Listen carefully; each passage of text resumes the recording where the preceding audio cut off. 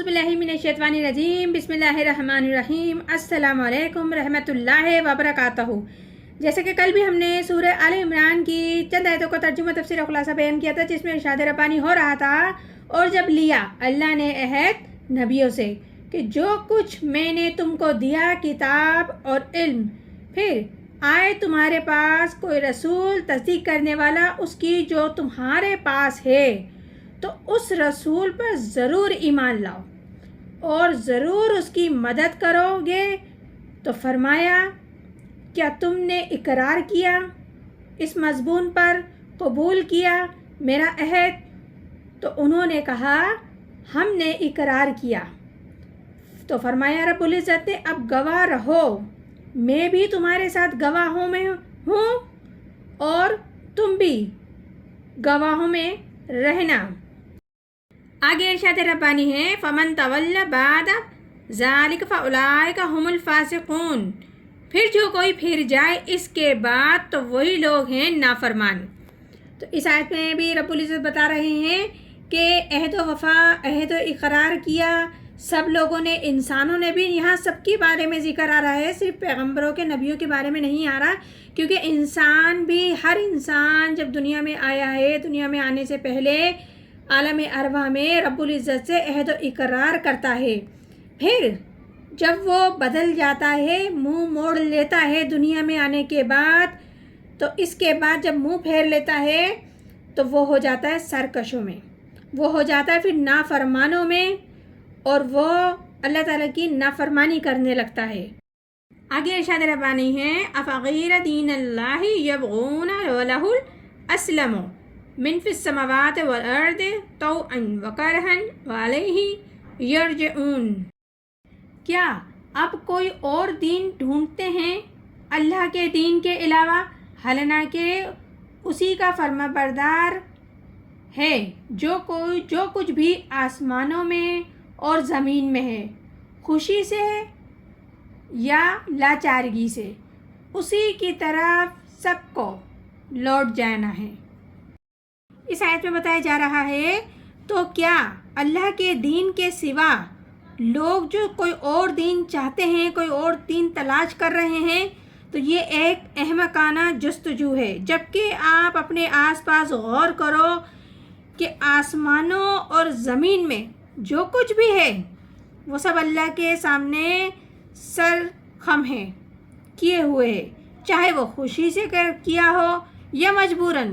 اور ہر جان کو، جو بھی سانس لیوا جاندار جو بھی چیز ہے، سب کو اسی کی طرف لوٹ کر جانا ہے۔ یعنی کہ جو دنیا میں ہے اسے ہر چیز کو، ہر جاندار کو لوٹ کر اللہ کی طرف جانا ہے اور اپنے اعمالوں کا سب کو حساب دینا ہے۔ آگے ارشاد ربانی ہے قل آمنا باللہ وما انزل علینا وما انزل علی ابراہیم اسماعیل اسحاق یعقوب اسباط وما اوتی موسیٰ و عیسیٰ والنبیون من ربہم، تو کہے ہم ایمان لائے اللہ پر اور جو کچھ اتارا گیا ہم پر، اور جو کچھ اتارا گیا ابراہیم پر، اسماعیل پر، اسحاق پر، یعقوب پر اور اس کی اولاد پر، اور جو دیا گیا موسیٰ کو، عیسیٰ کو اور سب نبیوں کو ان کے پروردگار کی طرف سے۔ اس آیت مبارک میں بھی ایک عہد ہی ہے ایک طرح سے،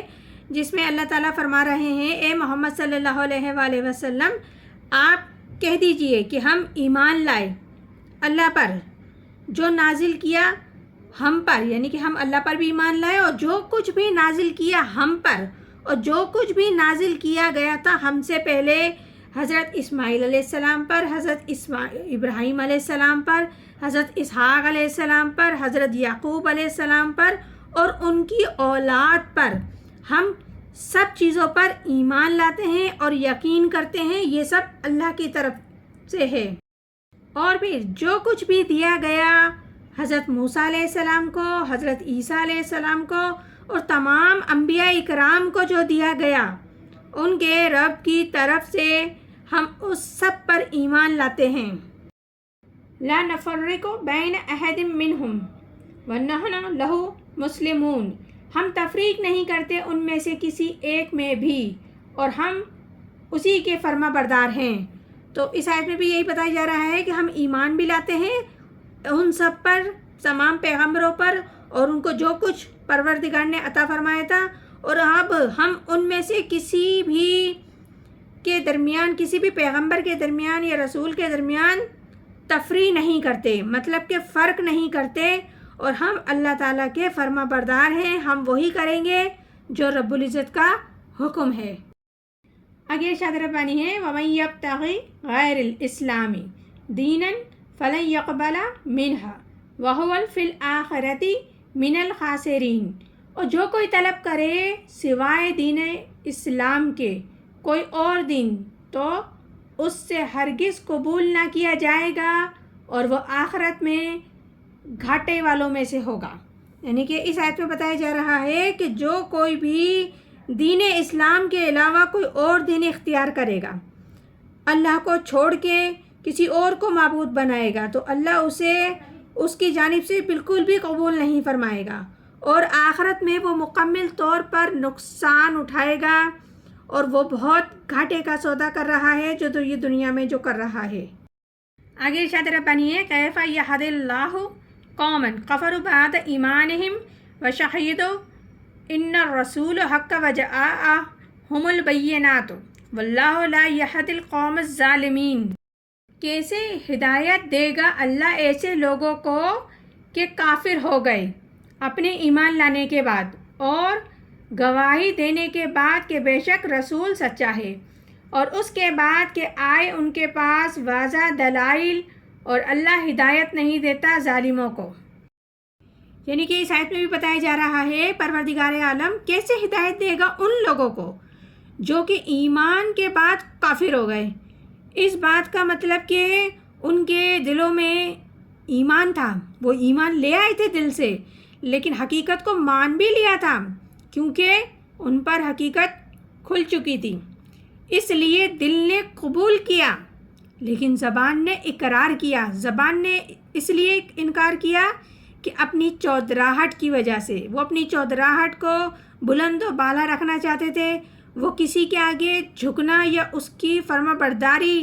یا یہ جو رسالت تھی، نبوت تھی، وہ اپنے پاس رکھنا چاہتے تھے۔ یہ تو اللہ کی دین ہے، اللہ جسے عطا فرمائے، تو وہ اس چیز سے، حسد سے، جلن سے اور اپنی چودراہٹ سے، انا سے وہ اس کو قبول نہیں کرتے، جبکہ وہ مانتے تھے کہ یہ سچ ہے، یہ سچا رسول بھی ہے، یہ حق کی بات بھی کر رہا ہے، لیکن اس کے باوجود وہ حق تلفی کر جاتے تھے۔ جبکہ وہ آپس میں جب بات کرتے تھے تو کہتے تھے ایک دوسرے سے کہ یہ جو کچھ بھی یہ بتا رہے ہیں وہ سب حق ہے، وہ سب سچ ہے، اور ان کے پاس کھلی کھلی نشانیاں بھی آ چکی تھیں، لیکن اس کے باوجود بھی وہ اپنی انا پرستی کے نام اسے قبول نہیں کرتے تھے اور انکار کرتے تھے اور مد مقابل آ کر کھڑے ہو جاتے تھے۔ تو پروردگار عالم ایسے لوگوں کو قطعی پسند نہیں کرتا، نہ تو ان سے محبت کرتا ہے، نہ ایسے لوگوں کو وہ ہدایت دیتا ہے۔ یہ ظالم لوگ ہیں جنہیں رب العزت کبھی بھی ہدایت نہیں دیتا، ان کے دلوں پر مہر لگا دیتا ہے۔ تو یہ سورہ آل عمران ہے جس کی ابھی ہم نے چند آیتوں کا ترجمہ تفسیر و خلاصہ بیان کیا ہے۔ انشاءاللہ تعالی مزید بھی آگے کرتے رہیں گے۔ پروردگار عالم ہم سب کو قرآن پاک صحیح طریقے سے پڑھنے، سمجھنے اور عمل کرنے کی توفیق عطا فرمائے، کیونکہ یہ قرآن پاک صرف اور صرف ہماری رہنمائی کے لیے ہے، ہدایت کے لیے ہے، تاکہ اس کی روشنی میں ہم اپنی زندگی کو کامیاب اور روشن بنا سکیں۔ آمین ثم آمین، جزاک اللہ۔